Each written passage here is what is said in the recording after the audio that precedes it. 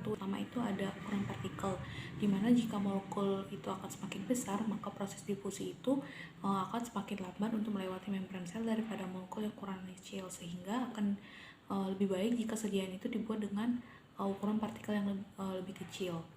Kemudian ada kelarutan obat, di mana obat yang dapat larut dalam lipid itu akan berdifusi itu melalui membran, yaitu akan lebih mudah dibandingkan dengan obat yang larut dalam air, karena obat larut dalam air ini zat hidrofilnya itu memiliki muatan listrik atau ion, sedangkan membran sel itu akan lebih mudah dilewati oleh molekul yang bersifat hidrofobik dan juga molekul polar yang sangat kecil, dimana solusinya itu kita harus bisa menambahkan surfaktan agar kelarutan obat tersebut bisa semakin tinggi.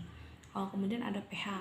Nah, dimana kecepatan obat menembus membran itu dipengaruhi oleh suatu pH obat dalam larutan dan pH dari lingkungan obat tersebut berada.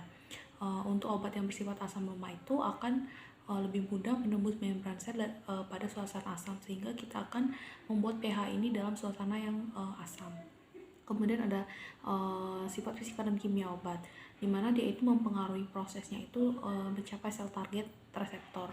Semakin sedikit ikatan suatu obat pada protein di dalam darah, maka semakin efisien juga obat tersebut melintasi membran sel atau ia lebih mudah berdifusi, sehingga sediaannya ini harus dirancang sebaik mungkin.